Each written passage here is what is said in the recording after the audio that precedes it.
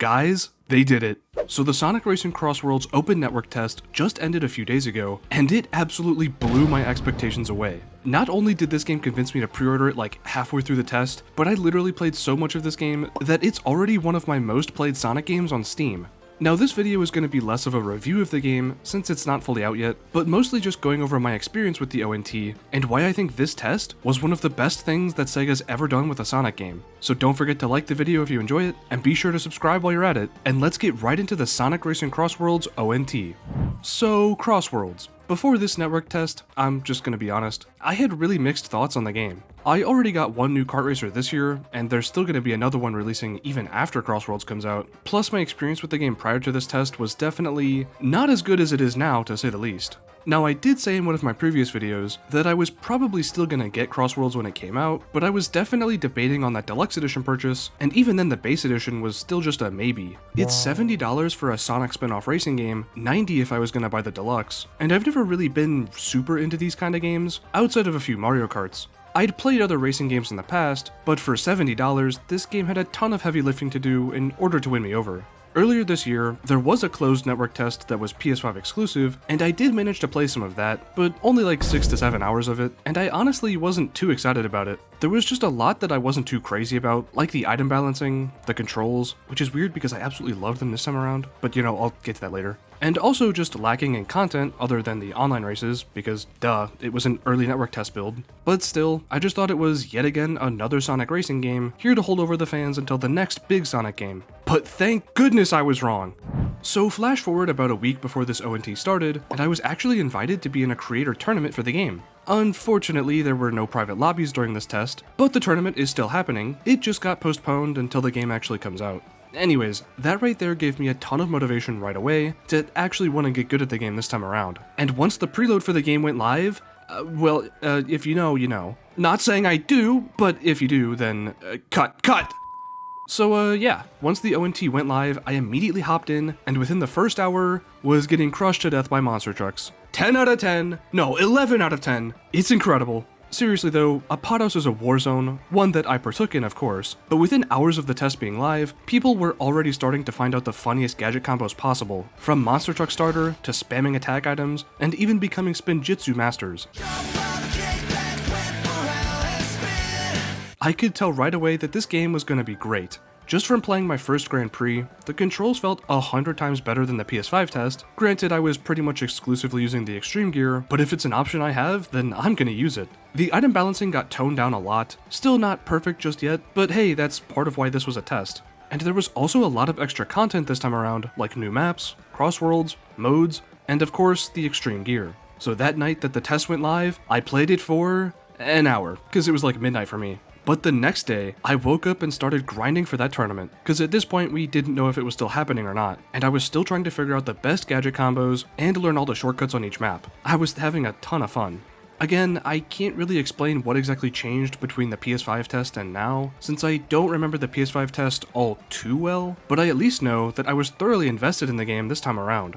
So while I was grinding to get better at the game for the tournament, we got the news that it had been delayed until the game fully released, and everyone pretty much agreed that it was for the best. That way when it does happen, it can be an even more epic event. So now that I still had a couple more days left of the ONT, and no more tournament to grind for, what did I do? Well, there were 3 major things that held my attention during this period. The Joker Festival, which was a 4v4v4 squad battle mode, and was also when Joker from Persona 5 became playable, trying to S-rank the time trials, because man were they tough. And lastly, obtaining that sweet legend rank. But let's start in order. First up was the Joker Festival. This was a squad battle mode that had a few different rotating rule sets every 30 minutes, and it also completely replaced normal online matches. I was playing with a few other creators when this event went live, shoutout Scurbs and Lapis, and when you're in a squad, this festival is a ton of fun. You can coordinate with your teammates based on the objective, whether that's tapping for boosts, collecting rings, or performing air tricks, and it's a whole lot of fun just playing with a squad of friends, trying to shoot for first place. This festival also saw the release of a brand new character you could race as, Joker from Persona 5, who unfortunately has no voice lines at all. Please Sega, just reuse old voice clips, it would be so much better. But even though he didn't have a voice, he did at least come with a new vehicle, the Arsene Wing, and it was pretty cool having access to a new character for this event, and also the day after it ended. Now, winning games in this event would actually give you points, which went towards leveling up this mini battle pass sort of thing, where you could unlock new decals, titles, and effects. Overall, I think the Joker Festival was a lot of fun, especially if you were going in with a squad of 4 already, but it was kinda unfortunate that it replaced the normal online mode, because near the end of the festival, I had wanted to go back to grinding out my online ranking. Luckily though, there was something else that I could do, offline, while I waited for the festival to end, which was S-ranking the 3 time trials available in this test. And wow, these were awesome. Genuinely difficult S-ranks in my Sonic game? What is this, Sonic Adventure 2?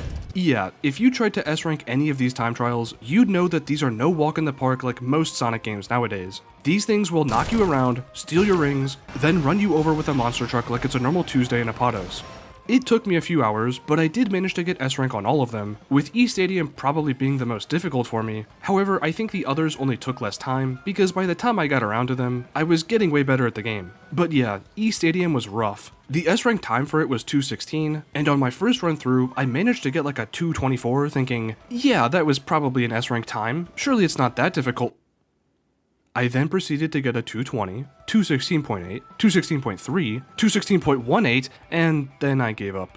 Yeah, I legit just stopped playing for a bit, but I came back later, crushed E-Stadium by studying some of the runs on the leaderboard, and went on to finish up the last 2 stages in like an hour. Then by that point the Joker Festival was gonna end soon, so I just waited until normal online matches were back up, and once they were, it was time for my ascension to Legend rank, the top rank in the game. Well, sort of. Legend actually has 9 tiers to it, and I only got to the lowest one. But I was still a legend, it says it right here! My status will not go unnoticed.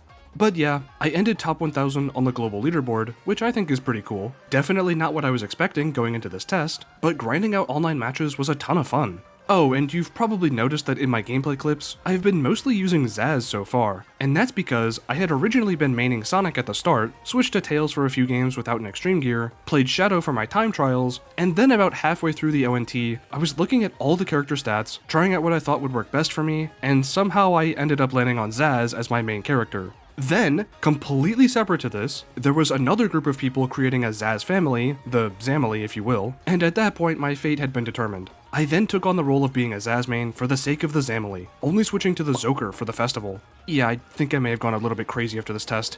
So anyways, I am a proud JakeCenZ main. I had at least 100 games on him. I'm not sure what my exact final total was, cause I forgot to check, but JakeCenZ on the extreme gear became my go-to combo for this test. And really, that's about it for the Sonic Racing Crossworlds ONT for me. Once I hit Legend rank, I only played a few more games, right as the servers were about to go offline, and overall, I had so much fun playing Crossworlds during this test, much more than last time. There's still a ton I could go over, like all the tracks, Crossworlds, characters, and gadgets, but I'll save that for once the game fully releases, since this was still just a test after all, but I did enjoy almost every track in the game. I'm super excited for Crossworlds to come out now, so much so that I already pre-ordered the deluxe edition, and this test was one of my favorite moments in Sonic history for me, because I got to meet a lot of new people, enjoy a game a lot more than I expected to, and I get to look forward to continuing it all once it fully releases. So if you played this open network test, what were your thoughts on it? I still think a few things like the item balancing and network errors need some work, but overall, Sonic Racing Crossworlds is looking to become one of my favorite kart racers of all time, and honestly, one of my favorite Sonic games in general. Thanks for watching until the end, and I hope to see you all in the Crossworlds very soon.